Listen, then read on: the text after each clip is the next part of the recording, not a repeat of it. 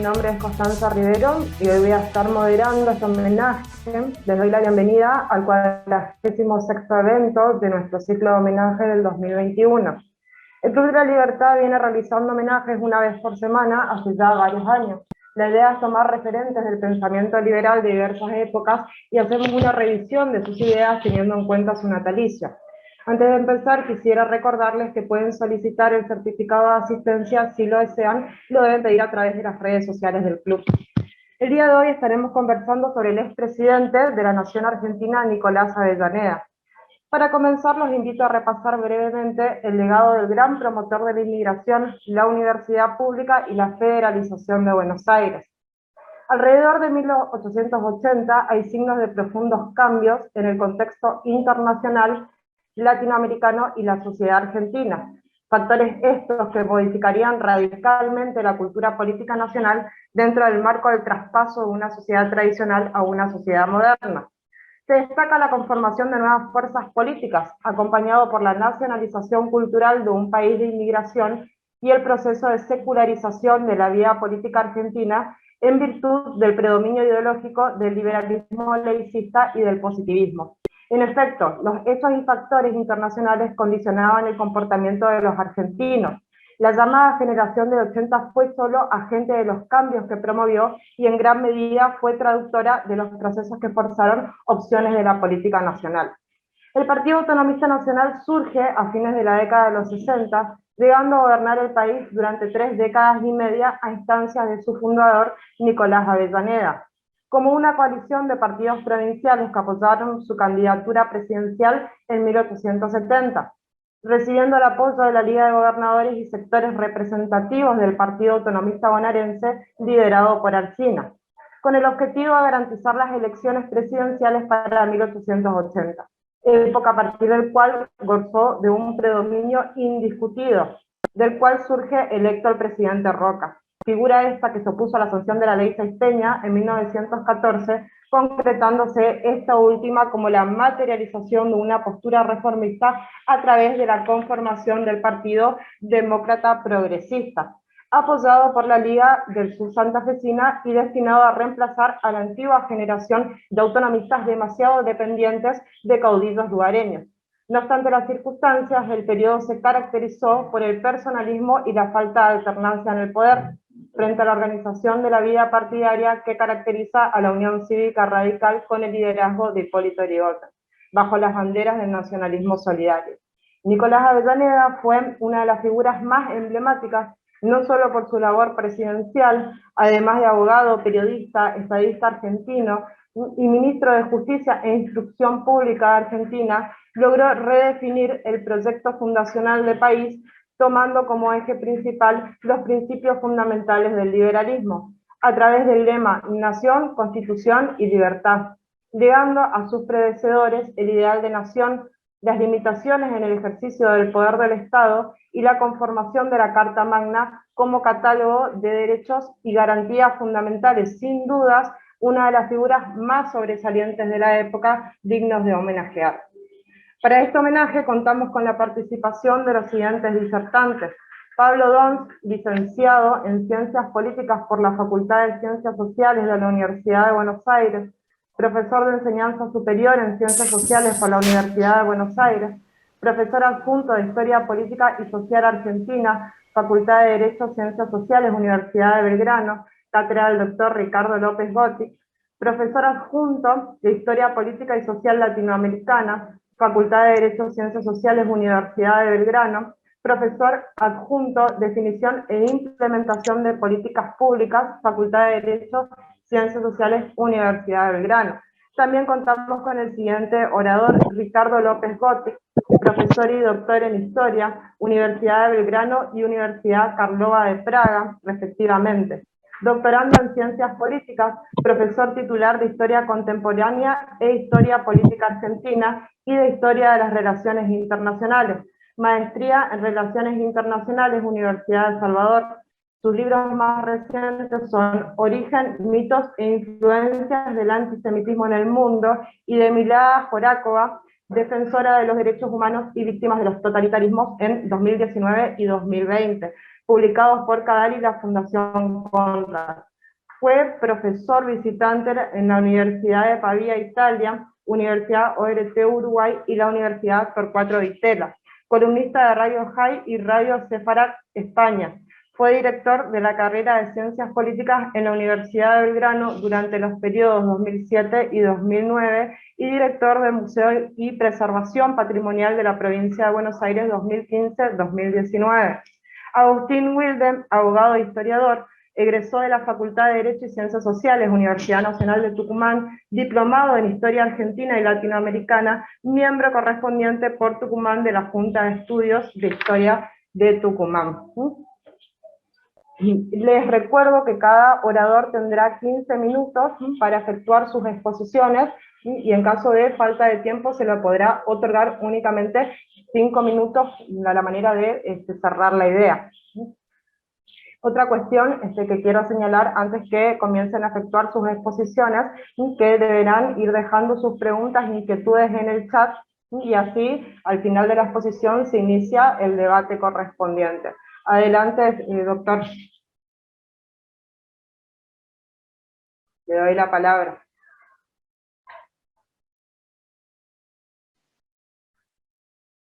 ¿Quién comienza?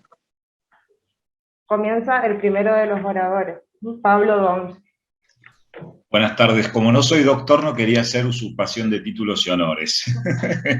¿Qué tal? ¿Cómo les va? Buenas tardes. Buenas tardes. Un gusto estar acá. Agradezco muchísimo al Club de la Libertad. Es un placer compartir el panel con Agustín y con Ricardo, que me une una gran amistad. Además ha sido profesor mío y guardo los mejores recuerdos de esa etapa, y hoy tengo el honor de ser adjunto de su cátedra de Historia Argentina en la Universidad de Belgrano. Yo había hecho un pequeño PowerPoint para resumir el tema del que les quiero hablar. No sé si, me parece que no lo puedo compartir, ahí sí, ahora sí. Bien, la temática que quería comentar con ustedes en el día de hoy tiene que ver con la Ley 817 de 1876, que se desarrolla, que presenta el presidente Avellaneda al comenzar su mandato en el año 1875, y que tiene que ver con dos elementos que para mí son fundamentales, que dan continuidad al proyecto de la generación del 37 y que se va a plasmar durante el desarrollo político de la generación del 80, que tiene que ver con la ley de inmigración y colonización. En ese sentido, hay ciertos datos que me parecen interesantes compartir con ustedes, que tienen que ver con el hecho de la preocupación de Nicolás de Avellaneda por el tema de la colonización e inmigración, sobre todo teniendo en cuenta aquello que decía Alberdi en las bases, ¿no es cierto?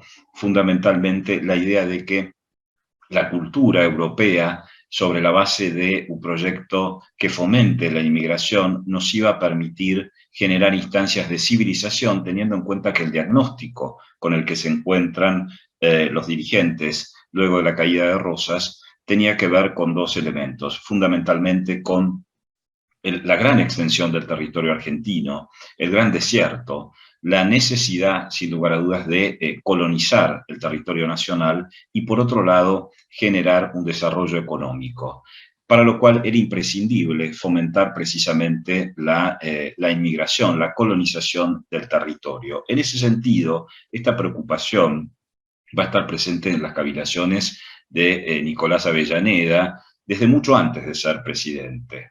Ya vamos a ver trabajos y exposiciones al respecto cuando asume como profesor en la Universidad de Buenos Aires en la cátedra de Economía Política en 1860. Producto de esas discusiones va a presentar un trabajo que es singular respecto a la obra de Nicolás Avellaneda, que trasciende más por los elementos literarios que por los ensayos políticos, y que tiene que ver precisamente con su estudio sobre las leyes de la tierra pública, que se va a publicar en 1865, y que evidentemente, de acuerdo a los datos que tenemos, podemos decir que se instala como una problemática dentro del seno de los sectores dirigentes, ya que logra dos ediciones, es decir, hay dos tiradas desde este trabajo.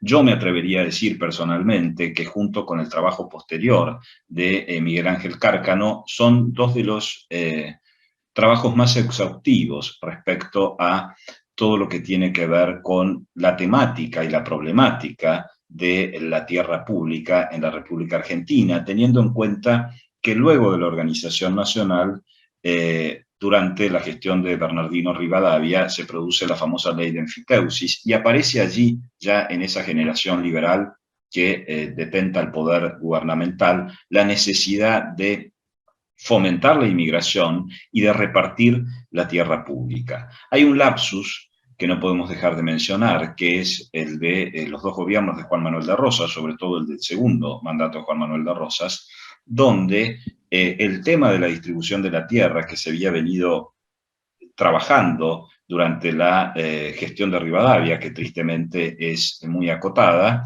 se suspende y comienza una situación de reparto bastante caprichoso, o podríamos decir de manera más apropiada, fuera de un marco legal apropiado respecto a la distribución de la tierra. Esta preocupación de qué hacer con esas tierras que se habían distribuido durante el mandato de Juan Manuel de Rosas es una de las motivaciones que va a encontrar Nicolás Avellaneda para escribir este ensayo precisamente.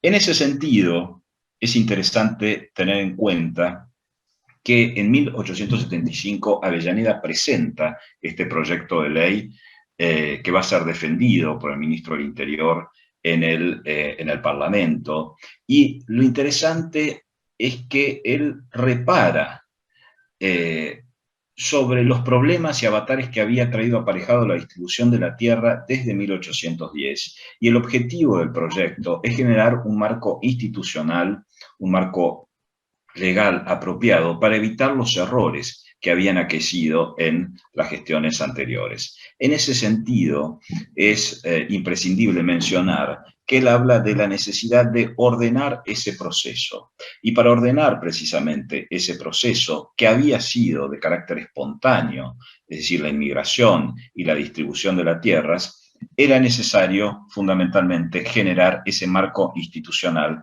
que es precisamente la ley. La ley va a ser debatida durante dos periodos, es decir, legislativos.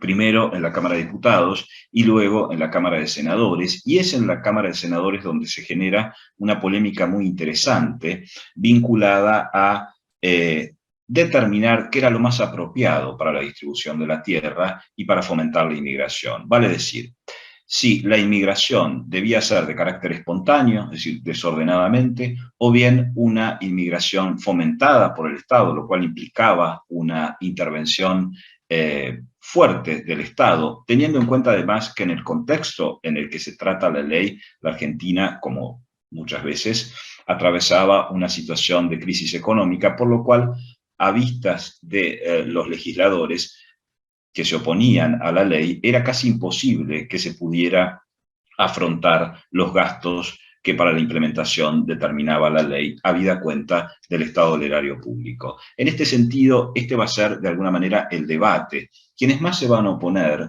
de acuerdo a la experiencia que habían vivido en sus provincias, fundamentalmente va a ser Nicolás Oroño, Nicasio Oroño, quien va a traer a cuenta durante el debate legislativo el modo en el que se habían establecido las colonias de agricultores en la provincia de Santa Fe. Y eso lo lleva, por otra parte, a él, razón que luego harán eco otros legisladores, a refutar la idea de que sea el Estado Nacional este agente de distribución de la tierra y de generador, digamos, de estas instancias de inmigración. Como decía antes, la ley, habida cuenta de que Nicolás de Avellaneda había sido un gran entusiasta de la medida y por otro lado un estudioso de la historia y la evolución de la inmigración y del reparto de tierras en la Argentina posteriormente a la Revolución de Mayo, establece de manera minuciosa en ese proyecto de ley los criterios bajo los cuales se iban a fomentar estos dos aspectos, es decir, por un lado la inmigración y por otro lado el reparto de la tierra. Uno puede ver en ese proyecto de ley que constaba de 127 artículos, que evidentemente estaba todo el trabajo de investigación durante años de Nicolás de Avellaneda por detrás. ¿Y por qué me atrevo a afirmar esto? Porque precisamente no dejaba nada librado al azar y consideraba precisamente que era imperioso determinar un marco jurídico apropiado para que no se cometieran los errores que se habían cometido luego de la ley de enfiteusis de Rivadavia y que habían proseguido durante el mandato de Juan Manuel de Rosas. En ese sentido, la inmigración, va a sostener Nicolás Avellaneda, debe ser seleccionada. Él encontraba en toda la etapa de proceso, digamos, de fomento de la inmigración durante la gestión de Rivadavia, uno de los grandes males que él encontraba era precisamente que no había sido debidamente seleccionada, por lo cual la ley va a establecer un proceso por el cual, desde la selección en el extranjero de estos inmigrantes hasta la llegada a Buenos Aires y la posterior ubicación dentro de las provincias, todo ese proceso iba a estar regulado por el Estado, de manera tal de garantizar efectivamente que los inmigrantes iban a permitir aumentar la riqueza y la productividad del país. De la misma manera que Alberdi sostenía que al importar de alguna manera mano de obra extranjera, también importábamos valores necesarios para engrandecer la nación, valores de laboriosidad que siguiendo también los preceptos de la generación, o la lectura que hace la generación del 37, no los encontrábamos en el gran desierto argentino, y por otro lado, tampoco lo encontrábamos en la mano de obra existente. En este sentido, la ley que va a ser debatida, y esto también es interesante de rescatar, porque el presidente Avellaneda va a participar de los espacios de deliberación, dentro del Parlamento. Es una ley que fue absolutamente discutida, minuciosamente discutida, donde todo el staff del gobierno, es decir, el gabinete se compromete de alguna manera en dar ese debate. Y yo creo que eso, en un contexto como el actual en el que vivimos, ese espíritu republicano, es decir, de hacer oír al Parlamento, es digno de destacar. Bien. Como decía yo, la ley va a ser sancionada recién en 1876. Fíjense ustedes que próximamente se van a cumplir 145 años. La ley es sancionada el 6 de octubre de 1876.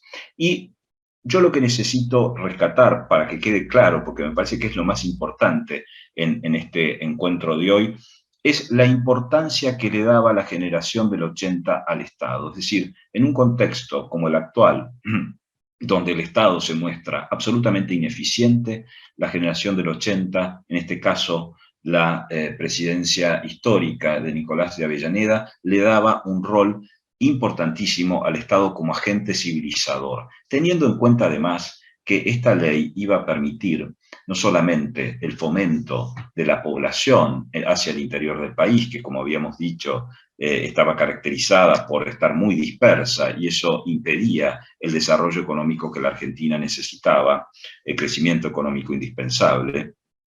Esta ley va a permitir generar la ocupación del territorio nacional. Uno puede decir que hacia 1870 uno de los problemas más importantes con los que se encuentra esta generación es precisamente la de la ocupación del territorio nacional. Y lo interesante es que dota al Estado de un instrumento jurídico apropiado para llevarlo adelante. Bien. En este sentido, decía yo, y esto también lo quiero remarcar, la minuciosidad con la cual todo el proceso es detallado, es planificado, desde el pago por parte del Estado argentino del boleto de estos inmigrantes hasta la previa selección que se hacía allí, la construcción, digamos, u organización, mejor dicho, de agencias en el extranjero para la selección de los inmigrantes, hasta la creación de lo que fue el Hotel de los Inmigrantes en la ciudad de Buenos Aires, donde arribaban estas personas esperando ser adjudicatarias de territorio, de espacio. Por otra parte, es interesante ver cuál era la función civilizatoria, es decir, no solamente se buscaba generar colonias agrícolas, sino que también se buscaba fundar pueblos. La ley establecía, entre otras cosas, que este movimiento de colonización tenía la obligación de armar un ejido urbano cercano a estas chacras, de manera tal de poder ocupar el espacio que va a ser una de las preocupaciones más importantes luego de la organización del Estado Nacional. En ese sentido, quiero rescatar otra cosa que me parece muy interesante. Eh, Nicolás de Avellaneda va a tener un permanente intercambio de pareceres con Sarmiento, sobre todo vinculados al tema de la educación común. Sin embargo, no vemos, o al menos yo no he logrado establecer, ningún tipo de intervención, ya sea en la correspondencia de Avellaneda o en los documentos de tipo público, digamos, eh, que podemos encontrar, de que Sarmiento efectivamente haya intervenido sobre este tema, que también era una preocupación vital, sin lugar a dudas, de Sarmiento. Uno no puede olvidar el famoso discurso de Chivilcoy. Por otro lado, cuando uno lee el trabajo sobre la tierra pública que hace Avellaneda, uno ve cómo esta generación hacía lo que hoy podríamos decir política comparada, es decir, estudia todo lo que había sido el fenómeno de la colonización en los Estados Unidos y trata de establecer, de la misma manera que Alberdi había estudiado las constituciones para establecer digamos, a través del texto de las bases, el borrador de la Constitución Nacional, esta ley también se inspira en ese trabajo previo que había llevado adelante Nicolás de Avellaneda, donde nuevamente, haciendo lo que hoy llamaríamos un ejercicio de política comparada, trata de estudiar cómo había sido la evolución y la distribución mediante la colonización de la tierra, fundamentalmente en los Estados Unidos. Por otro lado, es necesario rescatar que la ley no se acotaba ahí, es decir, la ley suponía un andamiaje institucional legal de fomento de la civilización ad hoc, vale decir, por ejemplo, todo lo que había sido el desarrollo del ferrocarril, las distintas legislaciones que vamos a ver se van a proponer durante la gestión de Avellaneda en ese sentido. Por lo tanto, estamos en condiciones, creo yo, de afirmar que la personalidad de Nicolás de Avellaneda, en esta especie de divorcio que él hace, ¿no?, de este espíritu de literato hacia trabajos de tipo más de ensayo político, como puede ser el trabajo sobre la tierra pública, dan cuenta del espíritu de esa generación, que a la par de debatir, es decir, cómo iba a ser la organización de nuestro país, tenían la obligación de llevarla a la práctica. Es decir, no solamente era un grupo de intelectuales que pensaba cuál sería el mundo ideal dentro de la República Argentina, sino que se embarraba políticamente para llevarlo adelante. Y quiero destacar además el espíritu democrático de Nicolás de Avellaneda. A lo largo de la discusión, que como bien dije, llevó 2 periodos legislativos, todo el tiempo el Poder Ejecutivo se prestó para debatir, para fundamentar el texto de la ley, y eso creo que da cuenta de otro hecho que me parece muy importante de rescatar, que tiene que ver con la coherencia en cuanto al compromiso con la República Argentina que tenía toda esta generación. Sin lugar a dudas, no todos compartían el mismo punto de vista. He mencionado yo aquí el caso de Nicasio Oroño, que en base a su experiencia en la provincia de Santa Fe va a ser uno de los que va a manifestarse en contra de esta legislación, sobre todo teniendo en cuenta que él consideraba que lo único que iba a promover en el largo plazo esta ley no era tanto la distribución de la tierra, sino de la concentración de la tierra, que había sido uno de los grandes males que él describía respecto, y la lectura que hacía respecto a la ley de enfiteusis de Rivadavia. En este sentido, a mí me parece muy importante rescatar, y celebro que se rescate la trayectoria de Nicolás de Avellaneda, porque da cuenta del compromiso de una generación respecto a su país, y que anteponía el espíritu de grandeza, el sentido, lo que diría Max Weber, el sentido de la responsabilidad, la ética de la responsabilidad, por encima de las diferencias político-partidarias que podrían existir.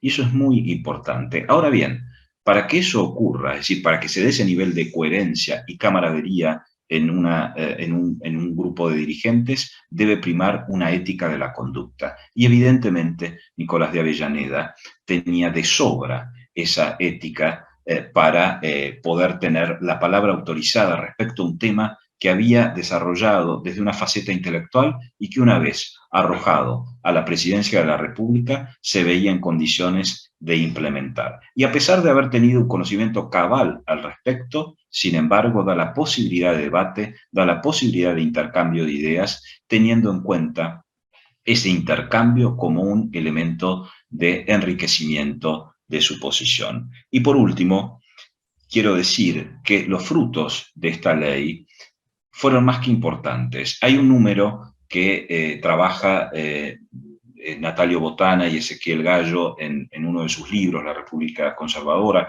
y que después trabajan varios autores y que por otra parte se desprenden de las estadísticas económicas de la época, que tiene que ver con que entre 1870 y 1890 se logró que 1,5 millones de personas ingresaran a la República Argentina.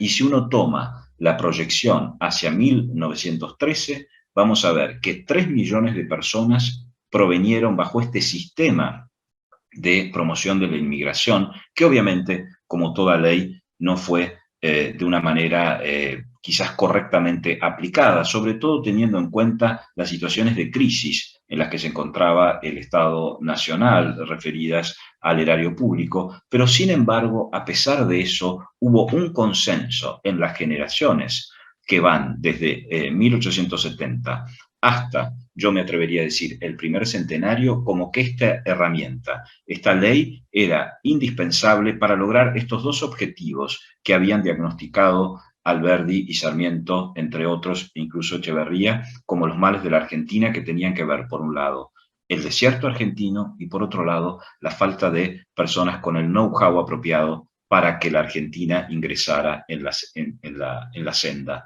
digamos, del desarrollo económico. Muchas gracias. Excelente, muchísimas gracias. Tiene la palabra Ricardo López Botti. Hola, muy buenas tardes. Muchas gracias al Club de la Libertad por insistir en invitarme a este tipo de eventos. No es la primera vez que lo hago y agradezco nuevamente.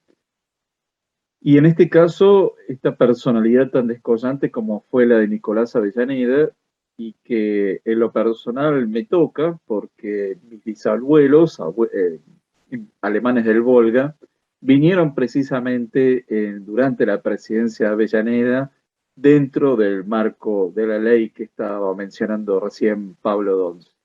Así que en ese sentido me siento muy identificado con las palabras y la exposición de Pablo Dons. Y quiero poner el acento en otras cuestiones que tienen que ver, están estrechamente vinculadas al proceso migratorio, pero también a lo que tiene que ver con la conformación de una ciudadanía. Y en este caso yo me quiero referir a todo lo que fue la intervención muy activa de Nicolás Avellaneda, no solo como presidente, sino antes como ministro de Gobierno de la provincia de Buenos Aires y luego como ministro de Justicia, Instrucción Pública y Culto de la Nación, y luego de la presidencia como rector de la Universidad de Buenos Aires y como senador de la Nación. Es decir, me voy a referir a la activa intervención y preocupación de Avellaneda por las cuestiones referidas en la instrucción pública. Y lo cierto es que acá nos vamos a encontrar con algunas características que ya se señalaron en la exposición anterior, y es el trabajo metódico y disciplinado y tan minuciosamente articulado de Avellaneda como estadista, porque como legislador provincial de la provincia de Buenos Aires y luego como ministro de Gobierno, se advierte claramente el espíritu republicano y la importancia que él le otorgaba al poder legislativo en el proceso de formación de una ley. Cosa que uno diría, bueno, es bastante lógico.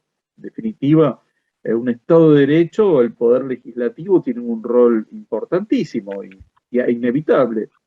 pero cierto es que, sobre todo en las últimas décadas de hiperpresidencialismo, es muy interesante cómo es que Avellaneda, por haber sido legislador, también le daba un rol importantísimo a esta discusión en los cuerpos legislativos, en los cuerpos deliberativos, y también como ministro va a inaugurar algo sumamente interesante y que ojalá se repitiera, que era su confección de las memorias, porque algo que tiene que ver con lo que hoy llamamos accountability, ¿no? La rendición de cuentas.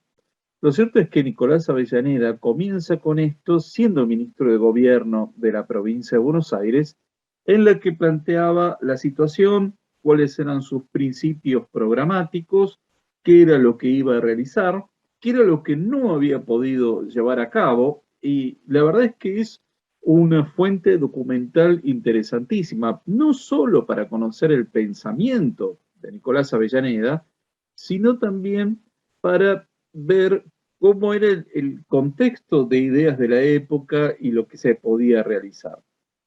Y que claramente esto después lo lleva adelante también como ministro a nivel nacional, cuando fue ministro de Instrucción Pública.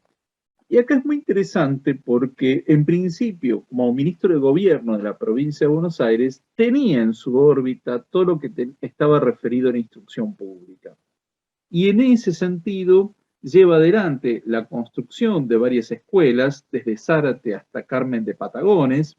Esto es sumamente interesante, que le dio una gran importancia a la construcción de escuelas en muchos distritos del interior de la provincia de Buenos Aires, también con un fuerte énfasis en la Universidad de Buenos Aires, que hasta que la ciudad de Buenos Aires no fuera federalizada, esa universidad dependía directamente de la provincia de Buenos Aires. De modo que bajo el auspicio de Avellaneda va a tener un gran impulso, por ejemplo, el Museo de Ciencias y todo lo que tenía que ver con la creación de nuevas carreras universitarias, nuevas facultades, pero hay algo que en términos generales no se conoce mucho de la impronta de Avellaneda, y en esto va a haber una gran coincidencia con Domingo Faustino Sarmiento, en que no era algo, la educación no era algo exclusivamente estatal, sino que debía haber un compromiso muy activo por parte del vecindario, de los padres, debían estar muy fuertemente involucrados en todo lo que tuviera que ver con la vida de las escuelas. Esto era algo que Sarmiento había advertido justamente en su paso por Estados Unidos, lo cual lo refleja en su libro de viajes, y luego lo conoce con mucha más profundidad siendo embajador argentino ante Estados Unidos, y ese modelo vamos a ver que es el que buscan replicar en Argentina. Es decir, que así como la cuestión de las tierras y de la inmigración es algo que aprenden de Estados Unidos, porque en definitiva era una república federal, era un país que atraía inmigración, de modo que obviamente buscaban esas experiencias exitosas de América del Norte para poder replicarlas en Argentina. Y en una de esas memorias que escribe Avellaneda siendo ministro de Gobierno de la provincia de Buenos Aires, que están recopiladas en las obras completas de Avellaneda. Las obras completas de Nicolás Avellaneda reúnen 11 tomos, es decir, hay crítica literaria, están sus novelas, está el texto que mencionaba Pablo Dons sobre las tierras públicas, hay muchos artículos periodísticos, hay otros ensayos, es decir, tiene una obra muy variada y muy rica, pero hay un elemento que yo creo que es fundamental para entender cuál era el espíritu educativo de esa generación. Es decir, una escuela exclusivamente creada por un acto de autoridad no pertenece, sino por su colocación material, al lugar donde ha sido construida. El vecino que vio con indiferencia ahondarse sus cimientos no salvará jamás sus umbrales. Esa escuela es el acto de un gobierno en una sociedad aletargada. que para mejor reposar le ha entregado hasta la sangre de su sangre, la educación de sus hijos. Entonces, ¿qué sostenía Avellaneda? Y esto lo va a sostener primero como ministro de Gobierno de la provincia de Buenos Aires y luego como ministro de Instrucción Pública de la Nación Argentina, y es que, bueno, primero de la escuela, de la construcción de la escuela, del mantenimiento de la misma, debían involucrarse los padres de los alumnos. Si esto no alcanzaba, debía intervenir el gobierno de la provincia.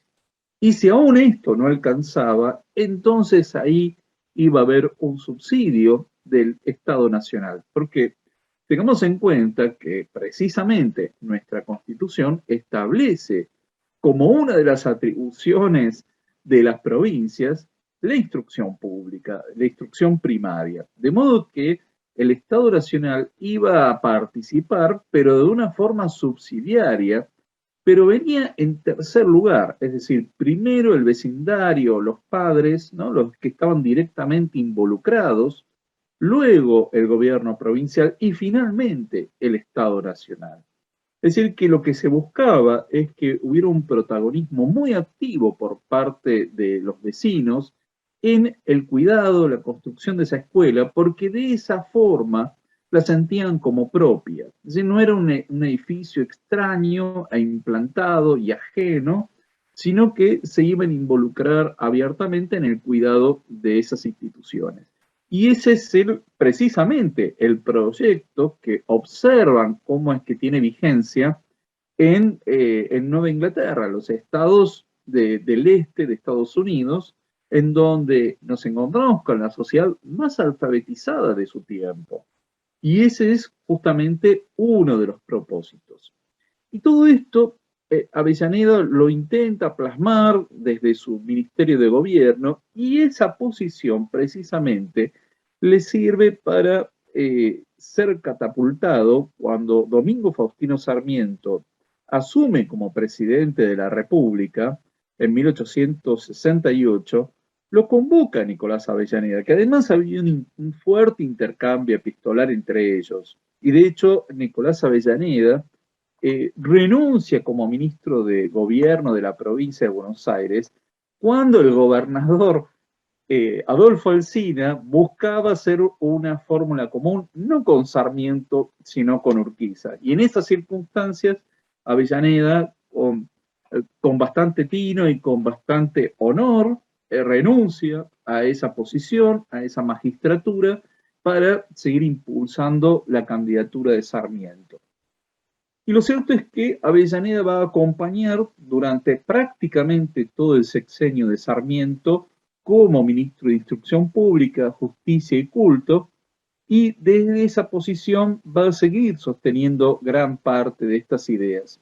Y ahí tenemos que añadir que estamos con un presidente que ponía la educación como uno de sus grandes proyectos, ¿no? Entonces, había una gran sintonía entre los dos, y a esto hay que añadir que tanto Sarmiento como Avellaneda ponían el énfasis no solo en la construcción de escuelas, sino también en la formación de los docentes. Por eso es que se crean las escuelas normales de Paraná y Tucumán, se van creando los colegios nacionales, se van creando las escuelas dedicadas a los preceptores, y también se crean todas las instituciones que estaban fuertemente vinculadas a la Universidad de Córdoba, como era la Facultad de Ciencias, el Observatorio Astronómico. Es decir, que había un gran impulso a la ciencia por parte de los dos. Y en definitiva, Avellaneda se había formado en la Universidad de Córdoba como abogado. Pero además de esto, había otro proyecto que era mucho más amplio, que era el de las bibliotecas populares. Porque lo que se buscaba es que los ciudadanos y los niños no se quedaran con lo que leyeran únicamente en las aulas, sino la promoción de la lectura en todas las formas posibles, y por eso crean el sistema de las bibliotecas populares, que fue un sistema muy exitoso durante muchas décadas, en la que nuevamente se veía que el énfasis era los vecinos crearan las bibliotecas populares y detrás iba a venir el Estado subsidiando esto con el envío de libros, lo cual era algo muy complicado en el siglo XIX. Se sabe que muchas veces esos libros no llegaban a destino, o por lo menos no llegaban a los anaqueles de las bibliotecas, porque algunos pícaros siempre usaban esos papeles para armar cigarrillos, ¿no? Pero bueno, lo cierto es que esto va a ser un trabajo que va a tomar muchas décadas de poder llegar adelante, y la idea de Avellaneda y de Sarmiento en ese sexenio era que las bibliotecas no solo fueran para los eruditos, los académicos o los profesores, sino que fuera para el gran público. De modo que lo que se buscaba es que se formara una ciudadanía que tuviera un gran conocimiento de no solo de la literatura y de la alfabetización, sino que además tuviera un conocimiento cada vez más difundido de los conocimientos científicos y técnicos de su tiempo. Y acá vemos que es muy interesante que justamente Avellaneda, tanto como ministro y lo que mencionaba Pablo Dons como presidente, intervenía activamente en las discusiones parlamentarias. Es decir, él como ministro iba a todas las interpelaciones, estaba permanentemente yendo al Congreso, obviamente no como presidente, pero acá vemos lo que mencionaba mi expositor precedente, es que él enviaba a los ministros a participar en las deliberaciones de las cámaras. Bueno, esto mismo hacía Avellaneda permanentemente, de concurrir a las cámaras legislativas para poder defender sus proyectos, y después que él deja la presidencia de la República en 1880, nuevamente lo vamos a ver fuertemente involucrado con las cuestiones educativas, y ahora desde dos posiciones. En principio como rector de la Universidad de Buenos Aires, es decir, es un expresidente que asume como rector de la universidad, ahora sí dependiente del Estado Nacional, porque ya Buenos Aires había sido federalizada, por consiguiente la Universidad de Buenos Aires dependía ahora del Estado Nacional, y al año va a asumir como senador nacional por Tucumán. De hecho, y esto es muy interesante, él mismo plantea la cuestión de si estaba habilitado para ser senador por su provincia natal y simultáneamente ser rector de la universidad, cuestión que se le habilita. De modo que desde esa banca de senador, él va a proponer y va a impulsar lo que vamos a conocer como la ley Avellaneda, la ley de las universidades, porque a partir de 1880 el gobierno federal sostiene dos universidades: la Universidad de Córdoba, la más antigua en territorio argentino, y la Universidad de Buenos Aires.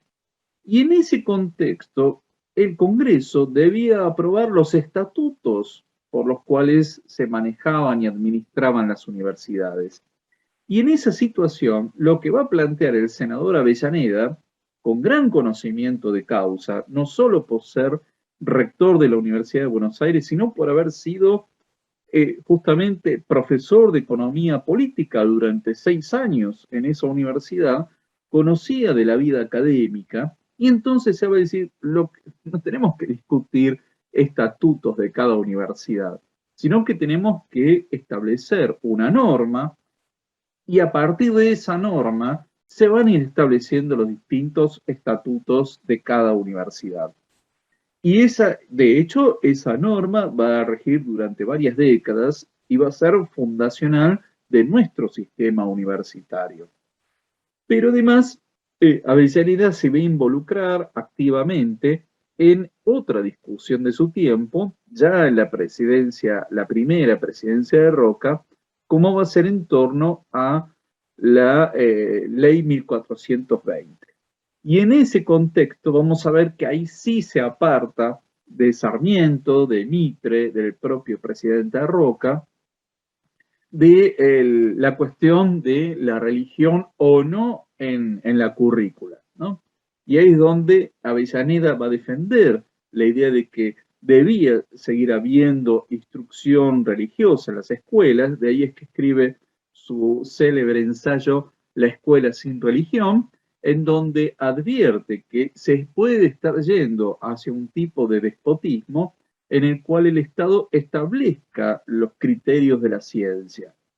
Y de hecho, Sarmiento, siempre con ese espíritu polémico y combativo, escribe un ensayo replicando a su exministro y su discípulo Avellaneda, porque así lo consideraba, la escuela sin la religión de mi mujer, ¿no? Burlándose siempre con ese espíritu combativo que tenía Sarmiento de la religiosidad, no tanto de Avellaneda, sino de su esposa, Carmen Nóbrega de Avellaneda. Es decir, que ahí Avellaneda se aparta en gran medida del espíritu que encontrábamos bastante predominante en la generación de 1837 y de 1880, de un proceso de secularización de la educación. Ahora bien, acá hay que hacer una lectura que yo considero que es distinto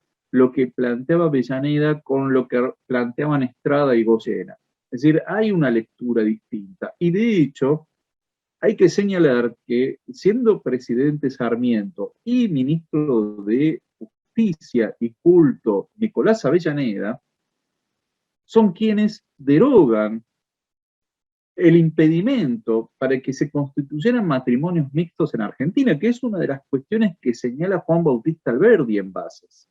Es decir, Alberdi en Bases decía, hay que eliminar todos los impedimentos para que haya matrimonios mixtos en Argentina por tener distintas denominaciones religiosas. Es decir, eso había que terminarlo. Y eso se puede plasmar recién en la presidencia de Avellaneda con la rúbrica de Nicolás Avellaneda como ministro del área de culto y de justicia.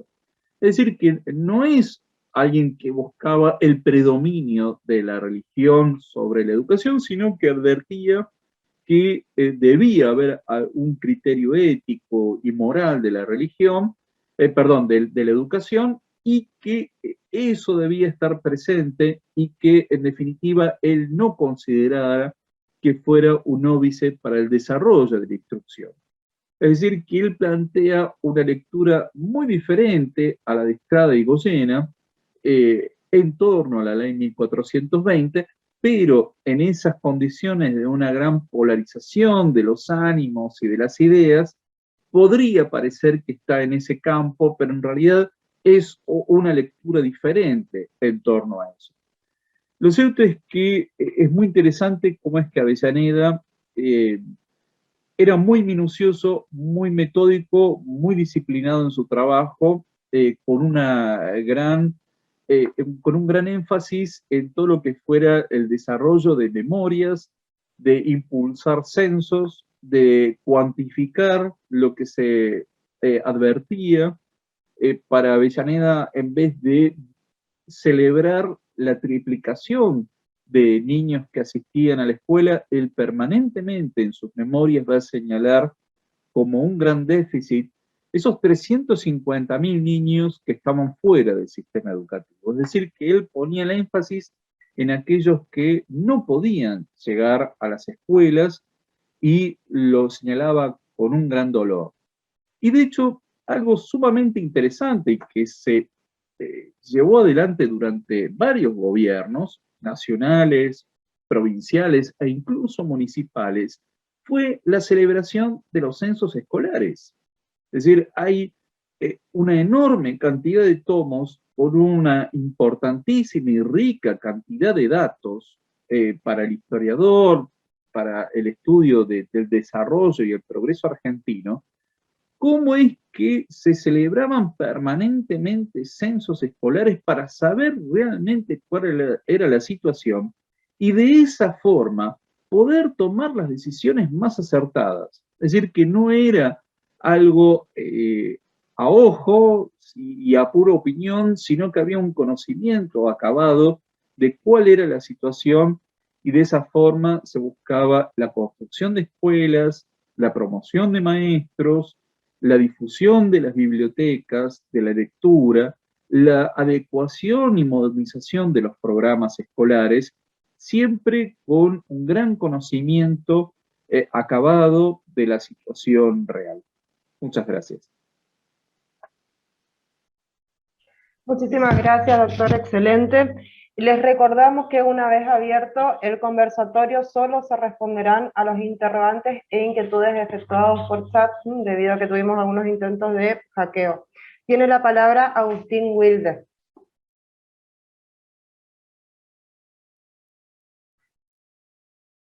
¿La presentan? Tiene la palabra Agustín Wilde. Hola, ¿me escuchan? Sí, sí, se le escucha perfectamente. Bien, gracias. Sí, porque habilitaron de nuevo los micrófonos. Buenas tardes a todos. Les agradezco a Alberto Medina Méndez y a Mercedes Colombres, quien no nos puede acompañar esta tarde, por haber sugerido mi nombre para esta charla. Yo voy a hacer una semblanza sobre Nicolás Avellaneda, referida a aspectos generales de su vida. Voy a trazar una semblanza de este tucumano que junto con Alberdi y Roca son los tres tucumanos con proyección nacional que tuvimos en la historia. Bueno, Nicolás Avellaneda nació en San Miguel de Tucumán el 3 de octubre de 1837, es decir, mañana se cumplirá un nuevo aniversario de su nacimiento, de su natalicio. Por eso, más que oportuno este homenaje.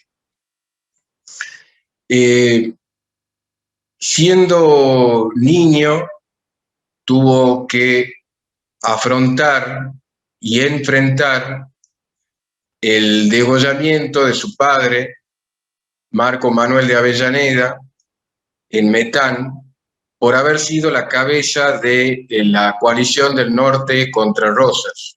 Justo el mismo día en que él cumplía 4 años, se produce la muerte del mártir de Metán, como va a ser conocido, y eso obviamente caló hondo en su personalidad, pero él logró superarlo, como ya lo voy a hacer notar más adelante.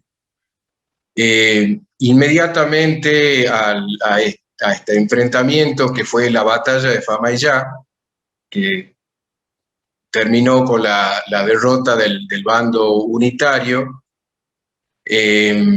su madre, Dolores Silva, huye a Tupiza, a Bolivia, una ciudad que está al sur de Bolivia, con sus hijos, con Manuel, con Nicolás, con Eudoro y con Marco, a refugiarse, y en el ínterin se produce el degollamiento de Marco Manuel de Avellaneda, del mártir de Metán, y a partir de entonces la viuda de Avellaneda debe hacerse cargo de sus hijos menores de edad y enfrentar lo que todos los proscriptos del gobierno de Rosas debían enfrentar: el exilio, la soledad y la pobreza. Más adelante, ya cuando escribe sus recuerdos, Nicolás Avellaneda refiere las estrecheces económicas que tuvieron que afrontar en el exilio, lo minúscula de la vivienda, donde se hablaba de todos los temas de los adultos, eran escuchados por los niños, que incluso a veces participaban, los recuerdos tristes estos tristes recuerdos de la derrota en la batalla de Famaillá, las consecuencias que había tenido, pero ellos no eran los únicos proscriptos, los de la batalla de Famaillá en 1841, sino que lograron encontrarse con otros tucumanos y otros norteños que habían emigrado antes, una década antes, luego de la derrota de la Ciudadela en 1831, es decir, era toda una comunidad de proscriptos, ¿no? que establecían lazos de solidaridad entre ellos. Bueno, todas estas memorias las relata muy bien en detalle Nicolás Avellaneda, ya siendo adulto, ¿no? Bueno, obviamente los primeros estudios, los estudios primarios de Nicolás Avellaneda son en el exilio, y luego ya los estudios secundarios los realiza en el Colegio de Montserrat, en Córdoba, cuando ya la familia ya pudo volver aproximadamente cuando él tenía unos 11 años, 10, 11 años, regresa la familia cuando gobernaba Tucumán Celedonio Gutiérrez, vuelve la familia y bueno, él parte a Córdoba a realizar sus estudios secundarios y se va a recibir de abogado también en la Universidad de Córdoba. Concluye sus estudios en Córdoba. No logra doctorarse, eso lo va a hacer con posterioridad. Inmediatamente hace una visita al Pago, vuelve a Tucumán, y en 1856 se inicia como periodista y funda un diario que se llamaba El Eco del Norte, bueno, que tiene breve vida. Y al poco tiempo comienza también su carrera política, que va a iniciarse en el liberalismo mitrista, va a ser sus primeras armas en el mitrismo político, y luego va a pasar al alcinismo. Bueno, quiero referirme un poco a este tema de los partidos políticos en esa época, porque es bastante complejo y es muy cambiante. Lo que se llamaba el Partido de la Libertad se divide en dos ramas. Una es el Partido Nacionalista, a cuya cabeza estaba Mitre, y otra rama es el Partido Autonomista, que es liderado por Adolfo Alsina, que es el primer caudillo popular urbano moderno, es el líder de los orilleros, el líder de los sectores populares urbanos, y bueno, en esa línea va a militar ya definidamente Nicolás Avellaneda con muchos de otros de sus contemporáneos, por ejemplo el doctor Eduardo Wilde, de la generación del 80. Bueno, sobre este tema de la generación, ¿no? del 80, algunos lo incluyen a Nicolás Avellaneda en la generación del 80, y otros en realidad destacan que, bueno, Nicolás Avellaneda era unos años un poco mayor, porque era como 3 años más grande, porque los miembros de la generación del 80 nacen alrededor de 1840 todos. Nicolás Avellaneda era 3 años más grande, como os digo. Pero bueno, por el hecho de la convivencia intergeneracional, de todos modos, compartió espacios de poder, en fin, distintos ámbitos de sociabilidad. Este comienzo en el alcinismo político, en su carrera política, se inaugura con una banca de diputados provinciales en Buenos Aires, luego es ministro de gobierno de Adolfo Alsina, justamente, en la provincia de Buenos Aires. Más adelante, como se refirió también hace instantes, fue ministro de Justicia, Culto e Instrucción Pública del presidente Sarmiento. Y es elegido como candidato al concluir la presidencia Sarmiento para presidente de la Nación para el sexenio 1874-1880. Y algunos destacan que Nicolás Avellaneda vendría a ser el fundador del PAN, del Partido Autonomista Nacional, porque hay una alianza acá entre el alcinismo, entre el Partido Autonomista y sectores políticos del interior, gobernadores, que buscaban justamente una figura para llegar a Buenos Aires. Y Buenos Aires también en este momento se da cuenta que necesitaba de una figura del interior, como el alcinismo se da cuenta, los autonomistas se dan cuenta que necesitaban una figura del interior también para poder ganar las elecciones, ¿no? Bueno, estas elecciones en las que triunfa Nicolás Avellaneda, producto de esta alianza, que es como un precedente, ¿no?, de lo que va a ser el Partido Autonomista Nacional, ya que gobierna a partir de 1880, bueno, con la Liga de los Gobernadores, etc. Bueno, este precedente, esta elección de presidente en la que triunfa Avellaneda, se hace no sin fraude, es decir, hubo fraude que va a ser lo que recrimina el mitrismo político y que da lugar a que su gobierno arranque con una revolución, con una sublevación, esa sublevación mitrista de septiembre de 1874, que al final se logra sofocar y que Nicolás Avellaneda, ya siendo presidente, pide al Congreso que amnistíe a los cabecillas, y bueno, siempre con una característica de él que va a ser su falta de resentimiento, ¿no? Era un hombre muy templado y muy benevolente.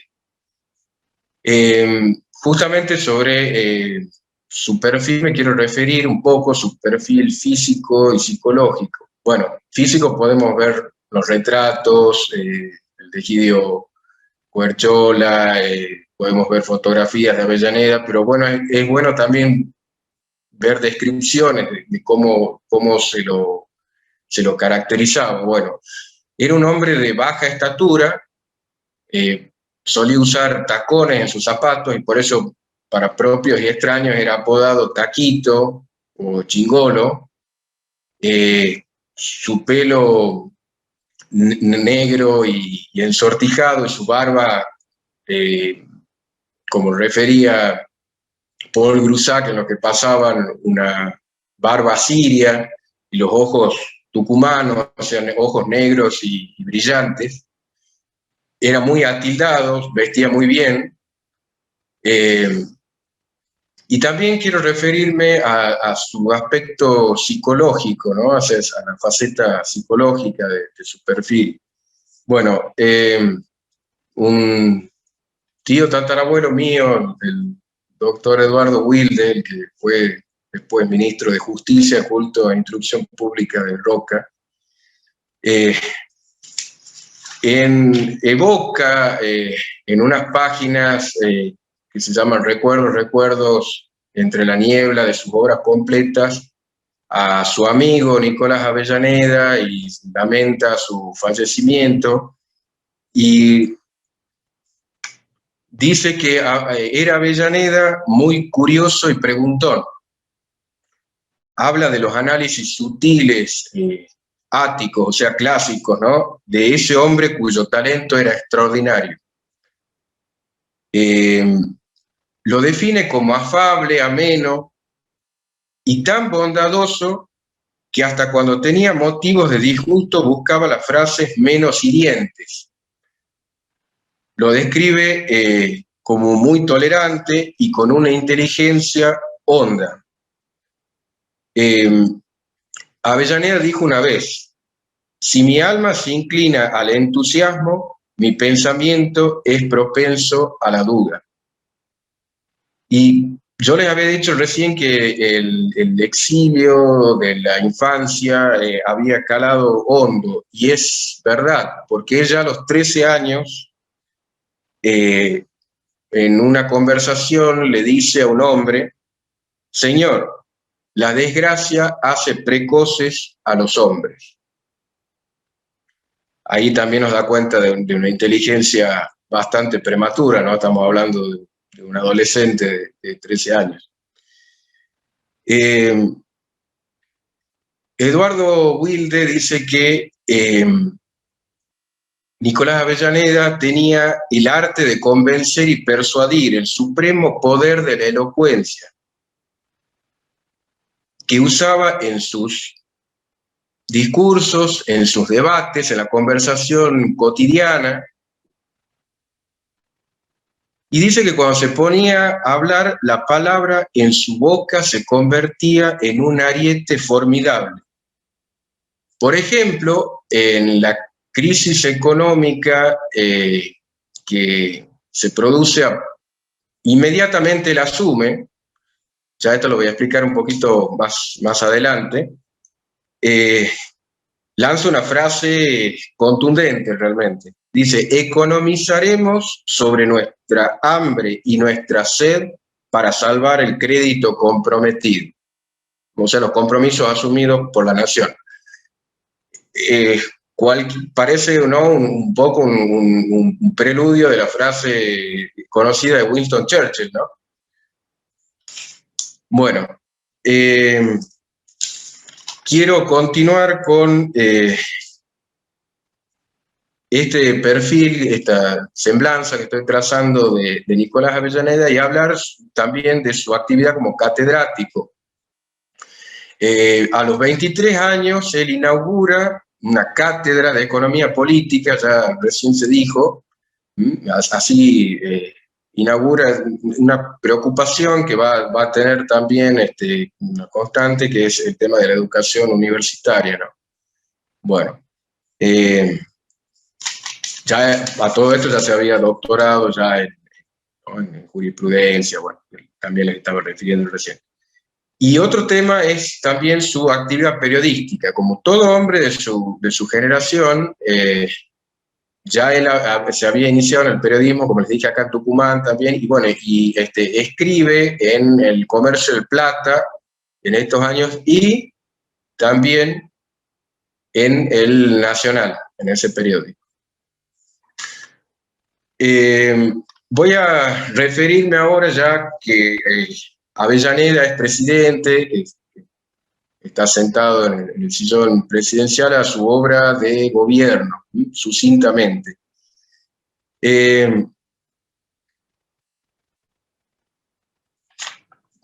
Uno de los logros salientes de su gestión como presidente fue el impulso de la educación. Se fundan numerosos primarios y secundarios durante su administración, además de esta preocupación que tuvo, que como recién se dijo también, por la educación universitaria, después la va a plasmar ya siendo senador por Tucumán a la ley de universidades. Ya había dejado de ser presidente. Bueno, también logra este importante hito dentro de lo que es la historia de la educación argentina, ¿no? Otro aspecto importantísimo de su gestión presidencial fue lo que se conoce también como Ley Avellaneda, y que fue la sanción de la Ley de Inmigración y Colonización de 1876. Esa ley es muy importante porque lo que va a hacer es concretar un lema alberdiano de Alberdi, que fue gobernar es poblar, es decir, había que poblar el desierto, había que traer mano de obra para trabajar esta gran extensión de tierra, y Avellaneda lo logra porque esta ley preveía que los inmigrantes sean mantenidos y alojados a cuenta del Estado durante los 5 días posteriores al desembarco. Luego se establecerían oficinas de trabajo y colocación en las principales capitales de provincia para que se ocupen de emplear a los inmigrantes que llegaban, que eran artesanos, jornaleros, profesores. Había que entonces poblar el país y dotarlo de mano de obra. Y eso lo logra Avellaneda.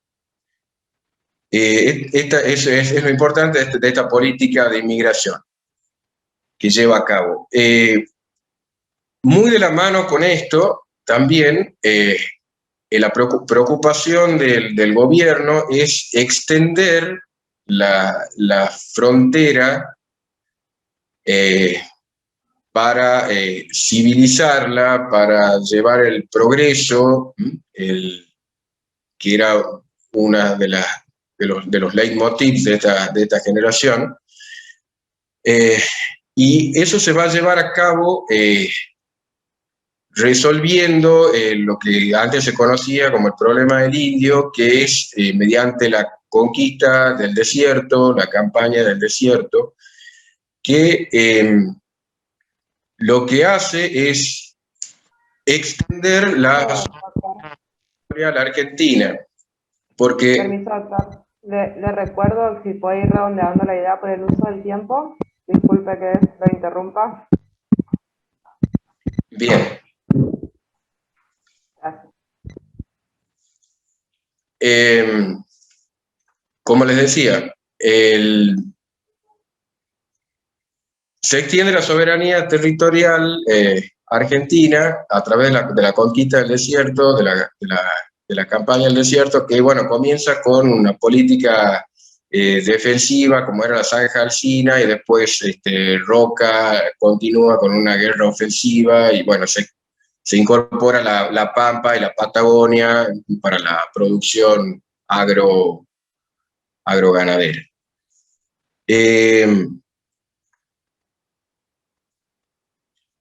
Luego, también justamente de la mano de la extensión del territorio, la ampliación de la red ferroviaria es otro logro de la gestión de Avellaneda, porque en 1876 llega el ferrocarril a Tucumán, por ejemplo, y se unen con la capital portuaria 1.200 kilómetros. El costado negativo de la gestión de Avellaneda tuvo que ver con afrontar una crisis económica que tenía que ver con un ciclo de depresión económica propio del capitalismo que empieza en 1873 y que ustedes saben, bueno, el capitalismo implica crecimiento, pero tiene fluctuaciones. Bueno, en una de estas fluctuaciones justo atraviesa la presidencia de Avellaneda. 1874, 75, 76 son años muy difíciles desde el punto de vista económico, pero como les decía recién, bueno, él lo que hace es economizar sobre la sangre y la sed de los argentinos. Hay una reducción del gasto público, se dejan cesantes 6.000 empleados públicos, se rebajan los salarios del 15%, pero bueno, al final logra capear esta crisis financiera. Bueno, había un endeudamiento externo importante que arrancaba de la guerra del Paraguay, de la presidencia de Mitre, y que había continuado con Sarmiento. Bueno, y otro punto destacable de su gestión de gobierno es el tema de la política de conciliación. partidos que él plantea, me parece muy destacable en 1877, porque Nicolás Avellaneda siempre tuvo presente el que era necesario pacificar el país, ya no tantas divisiones, ¿no?, entre partidos, que era lo que desangraba en realidad la vida cívica en estos años. Y bueno, él da un discurso en la Casa de Gobierno, la Casa Rosada, ante la multitud, y concluye, quiero leerlas brevemente con estas palabras, que son muy significativas, nos interpelan en el presente, ¿no? Decía Avellaneda: tenemos por común la tierra que nos sustenta, que nos recibió en la vida y que nos guarda en la muerte, el cielo hermoso que nos cubre, y llevamos el amor de la misma patria dentro del alma. Tras de las discordias, tras de las guerras, con su humo y con su sangre, tras de las divisiones más profundas, llegará siempre un día en que nos volveremos a encontrar, argentinos y hermanos, en nombre de la cuna, del sepulcro y del patriotismo, fulgurante como nuestro cielo. Nicolás Avellaneda era un hombre, como yo les recalqué, que no albergaba resentimiento, y justo cuando concluye su mandato, con otro logro que va a ser la federalización de Buenos Aires, es decir, dotar al país de una capital federal ya definitiva, ve otro derramamiento de sangre, otra división profunda,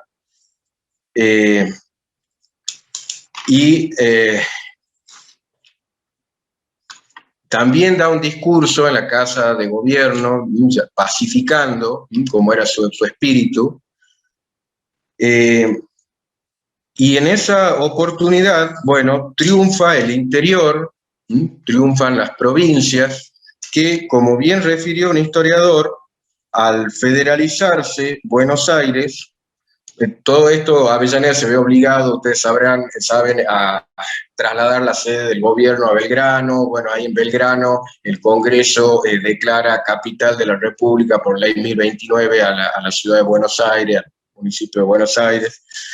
Y las provincias, como les decía, al federalizarse Buenos Aires, y como refirió un historiador, terminan adquiriendo el instrumento de su propia esclavitud, porque se hacen muy dependientes de las autoridades del poder central en cuanto al reparto de la renta aduanera. Bueno, problemas que hacen al federalismo, ¿no?, propiamente dicho. Quiero terminar ya para concluir con la etapa postrera de Nicolás Avellaneda. Como recién se dijo, él, luego de haber sido presidente, es rector de la Universidad de Buenos Aires en 1881, y en 1882 es elegido senador nacional por Tucumán, y su salud siempre fue endeble, nunca gozó de buena salud, y tenía un problema renal, y él se fue a hacerse tratar a Europa, y cuando regresa de ese viaje por asuntos de salud, muere en alta mar el 25 de noviembre de 1885. Con esto cierro, si quieren, así que bueno, espero haber graficado un poco más la personalidad y mejor la personalidad de Nicolás Avellaneda. Muchísimas gracias, doctor. Aquí en el chat el público manifiesta las felicitaciones por la excelencia de las exposiciones de las tres disertantes. Abrimos entonces lo que es el conversatorio. El primer interrogante va dirigido a Pablo Ernesto Dons. ¿Tenía una política exterior activa el gobierno del doctor Avellaneda? ¿Cómo era visto el gobierno argentino en Europa y en los Estados Unidos? Tiene la palabra. Sí, efectivamente sí. De hecho, el fomentar la inmigración supone un intercambio, eso sin lugar a dudas. Pero antes había una pregunta que yo anoté que quiero dejar muy en claro, que es la referida a si la ley, no, de alguna manera no, esta ley que yo hablaba, no contradecía, o sea, la ley 1817 no contradecía el preámbulo de la Constitución Nacional que sostiene que nuestro país está abierto para todo aquel que quiera habitar el suelo argentino. Ahí es muy interesante destacar lo siguiente: el artículo 20 de la Constitución establece la igualdad de derechos civiles de los extranjeros y de los ciudadanos argentinos. Eso es muy importante, porque da cuenta también, por otro lado, de la modernidad con la que pensaron el texto constitucional, ¿no? Y que, de alguna manera, la ley, esta 817 del presidente Avellaneda, lo que hace es generar el andamiaje posterior a ese artículo. Es decir, ese artículo es el paraguas por el cual se va a permitir que los extranjeros puedan desarrollar libremente su trabajo y las demás libertades civiles. Por lo tanto, no hay una contradicción ahí. El objetivo de la ley, fundamentalmente, teniendo en cuenta todo el trabajo previo de investigación que había hecho Avellaneda, lo que buscaba era generar un proceso inmigratorio ordenado, no espontáneo. ¿Por qué? Porque uno de los grandes problemas que va a tener Argentina, incluso en la actualidad, es que la mayor parte de la inmigración espontánea se radica en las zonas urbanas y no produce el desarrollo de ese gran desierto que mencionábamos antes. En ese sentido, no hay en absoluto una contrariedad entre el espíritu de la Constitución, que incluso en un contexto como el actual es muy interesante de alguna manera rescatar. Hace poco hubo en Chile incidentes respecto a la inmigración venezolana. La Argentina se ha caracterizado siempre por ese crisol de razas, que somos todos de alguna manera, y que supone dar acogida y bienvenida a los inmigrantes. Incluso durante la presidencia de Macri, cuando hubo una discusión que quiso establecer el senador Pichetto, la discusión que estableció de ninguna manera echaba por la borda este espíritu de apertura hacia la inmigración, sino que buscaba fundamentalmente generar instancias de reciprocidad, ¿no? Que no llegó al debate parlamentario. Sí hubo una modificación al ingreso de Alberto Fernández como presidente de la ley sobre inmigración. Y respecto a lo otro, sí, evidentemente, la política exterior de las presidencias históricas tenían, es decir, la política tenía dos grandes focos, uno puesto en el exterior y otro, como decía Agustín recién, tratar de resolver los problemas que trajo aparejado la organización nacional, teniendo en cuenta las distintas diferencias que existían entre Buenos Aires y el interior. En ese sentido, la misma ley 817 de inmigración, la resistencia va a estar dada por, yo mencionaba a Nicasio Oroño, pero también a otros senadores provinciales que sostenían que se les sacaba, el Estado Nacional le sacaba la potestad a las provincias para decidir cómo y dónde generar estos espacios de colonización agrícola. Muchísimas gracias, Susana. Susana Arasi manifiesta excelente y clarísimo el disertante Pablo Dons. Felicitaciones para pensar y aplicar en nuestro presente y futuro las mejores ideas políticas del pasado. La siguiente pregunta va dirigida para Ricardo López Gotti. Siendo que Avellaneda tuvo un rol clave en la implementación del sistema educativo, ¿por qué no es tan reconocido a su juicio en esta materia como lo fue Sarmiento? Bien, yo creo que en realidad son los dos los grandes protagonistas del impulso educativo, pero claramente Sarmiento siempre hizo de esto una bandera, y de hecho Avellaneda lo continúa. Avellaneda se considera un discípulo de Sarmiento en términos de educación, y no por nada Sarmiento lo convoca como ministro, es decir, que había una gran consonancia entre los dos. Pero claramente lo que sí podemos destacar es que Avellaneda se ocupa del tema universitario, que para Sarmiento no era tan relevante en ese tiempo. Y eso sí debería ser más destacado, la preocupación de Avellaneda por la cuestión universitaria, que Sarmiento no le daba mucha importancia al tema. No es que él promueve una ley de educación universitaria como sí lo hace Avellaneda, y ahí sí tenemos un déficit, ¿no? En no reconocerle ese papel preponderante.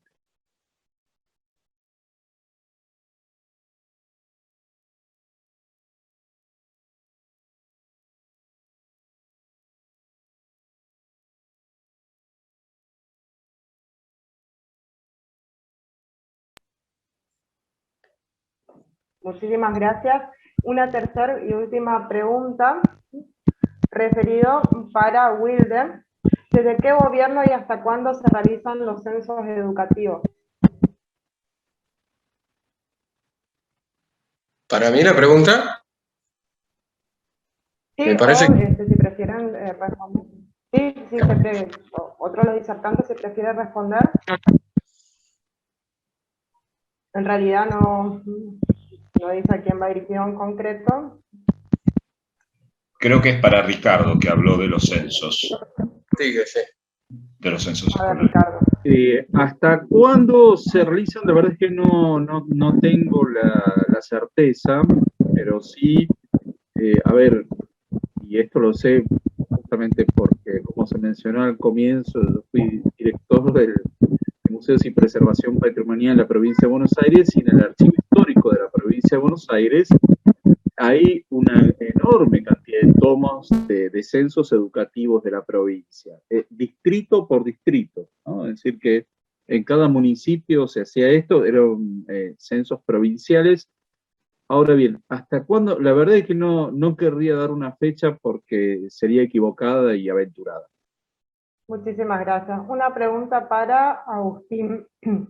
¿Cómo era su relación política con los grandes de la época?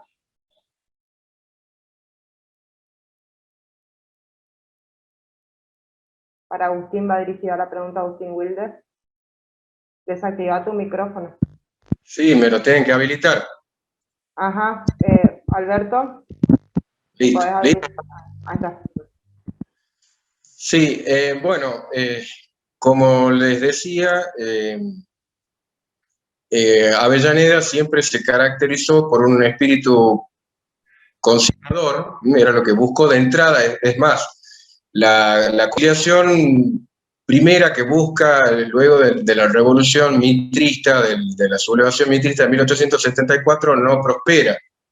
El partido autonomista, cuando él logra concretar la conciliación en 1877, finalmente, como referí, se cinde en dos grupos. Uno es el grupo republicano con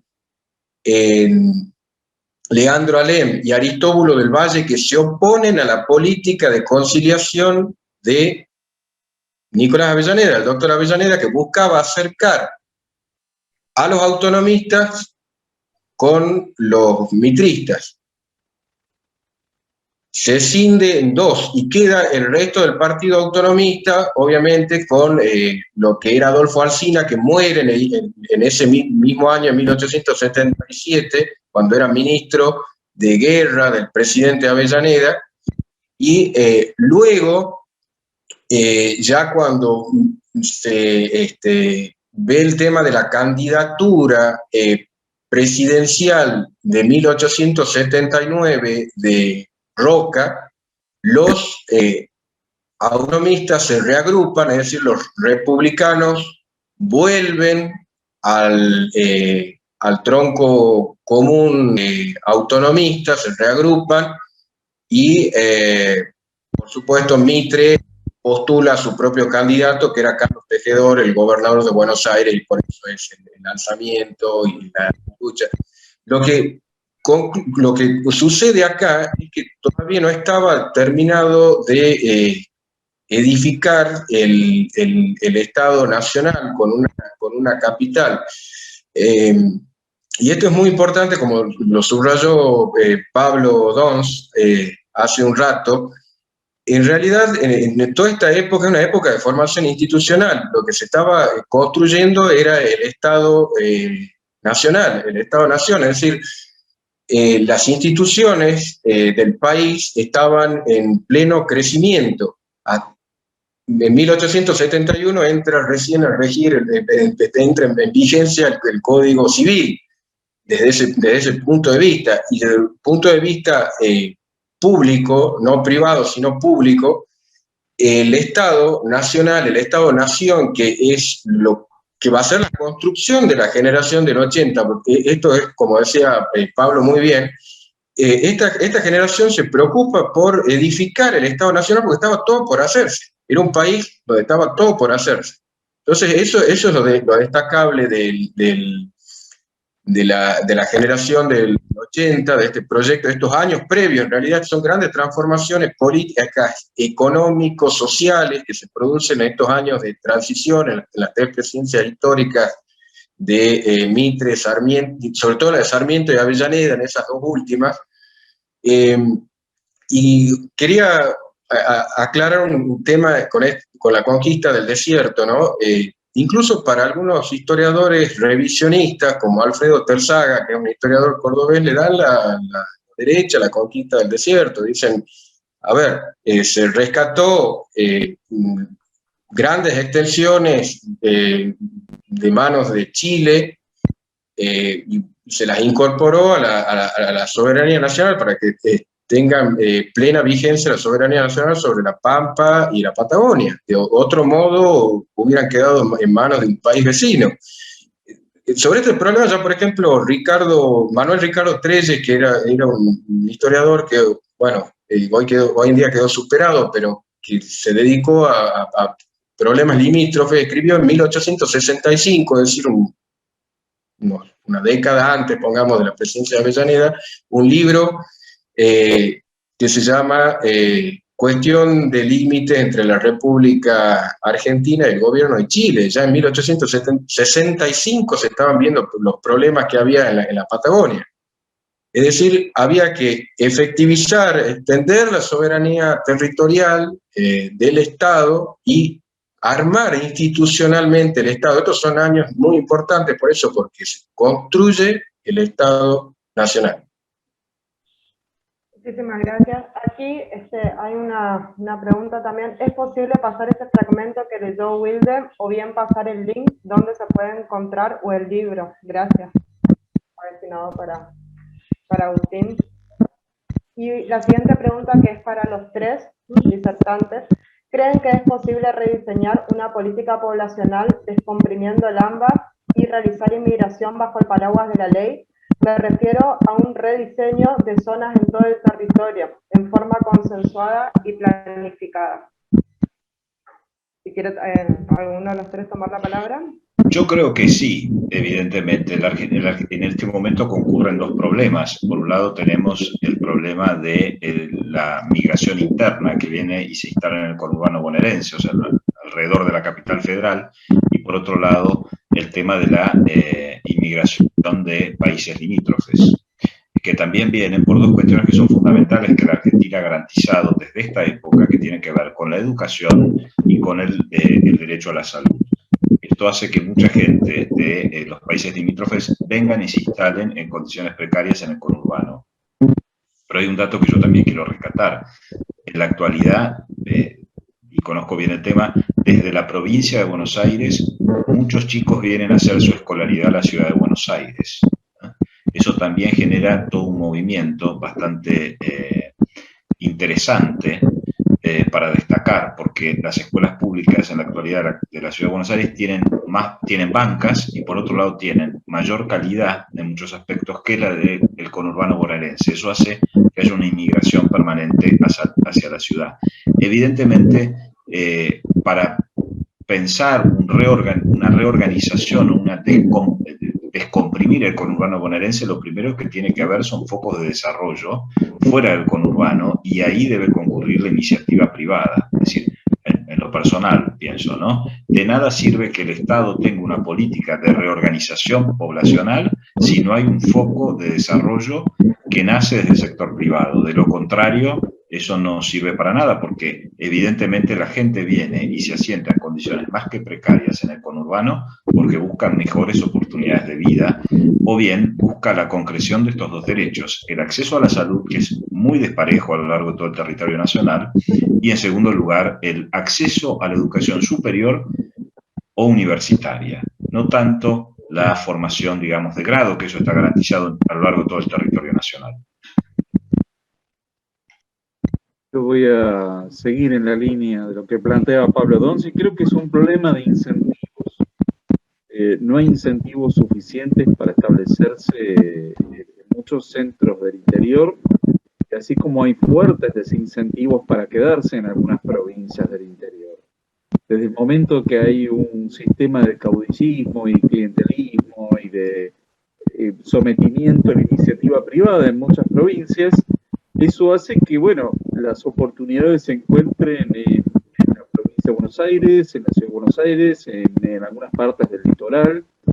Y este es un fenómeno que hay que empezar a analizar y cuestionar, y es la falta de un verdadero federalismo fiscal. Porque en Argentina tenemos un federalismo para elegir autoridades, pero tenemos un sistema unitario en la práctica desde el punto de vista fiscal. Y lo cierto es que ahí tenemos una serie de desequilibrios, y la verdad es que no hay lugares inviables. Todos los lugares son viables, todos pueden ser muy atractivos. Lo que pasa es que hay un mix de falta de incentivos y además de fuertes desincentivos en algunas provincias, que son elementos de expulsión de población. Sí, yo lo que puedo agregar es justamente, este es un problema ya de vieja data, que tiene que ver un poco con lo que les decía, es decir, cuando se conforma el Estado Nacional argentino, el Estado-Nación, ¿no? Esta entidad que era la creación del siglo XIX, de la segunda mitad del siglo XIX, y se busca que la capital de Argentina sea Buenos Aires, de la República Argentina sea Buenos Aires. Como bien dijo un historiador, las provincias adquirieron el instrumento de su propia esclavitud. El tendido de la red ferroviaria es más que gráfico al respecto de un macrocefalismo que va a terminar oprimiendo al interior, y es un fenómeno de ya muy vieja data, que tiene que ver incluso con un reordenamiento de la población argentina, con las migraciones internas que ocurren en los años 30, que la gente del interior en busca de una mejora de sus condiciones laborales y económicas, en busca de trabajo, van a engrosar el conurbano, el cordón, se conforman las villas miserias. Es decir, es un problema de muy vieja data, porque creen que Buenos Aires es la panacea que les va a dar mayores posibilidades de crecimiento económico y personal, y después terminan dándose de bruces con la realidad, con una contracara muy dura que tiene que ver con el hacinamiento, con la pobreza en la propia capital portuaria. Es un problema justamente que tiene que ver con cómo se fue en todos esos años. Yo creo por eso es un problema que tiene un de raíces históricas importantes, tiene que ver con cómo se fue conformando este país. Al haberse buscado como capital federal a Buenos Aires, obviamente se fue construyendo un país, ¿no? mirando hacia el puerto. Bueno, hay que mirar hacia el interior de nuevo, hay que tratar de generar muy bien, como se dijo recién, incentivos, ¿no? Para que el repoblamiento interno, hay áreas obviamente donde la falta de oportunidades laborales hace que los jóvenes emigren, como esto que vimos en los años 30, ¿no es cierto?, cuando se conforman las villas miserias, bueno, también emigran hacia las grandes ciudades en busca de mejores oportunidades, y hay pueblos que tienen poquísima población, ¿no?, poquísimos habitantes. Entonces, todo esto es para repensarlo, pero también repensar cómo se fue estructurando este país históricamente. Y eso también hay que ver qué cosas se hicieron bien y qué cosas se hicieron mal también. Muchas gracias. Solicitan por vía chat si pueden enviar PowerPoint, sus materiales, si son tan amables, a los 3 expositores, y damos por finalizado el ciclo de homenaje. Muchas gracias, agradecemos la presencia de excelentes expositores que tuvimos en esta oportunidad, Wilde, Gotik y Don. Ahora que hemos concluido tanto las ponencias de nuestros oradores invitados y cerrando ya el debate con nuestros asistentes, la Fundación reconoce y agradece el esfuerzo a los 3 disertantes. Cerramos otro evento y los invitamos al próximo homenaje, donde se conversará sobre Marcelo Torcuato Alvear el 9 de octubre por esta misma plataforma a las 18 horas. Muchas gracias. Gracias a ustedes. Muchas gracias. Muchas gracias.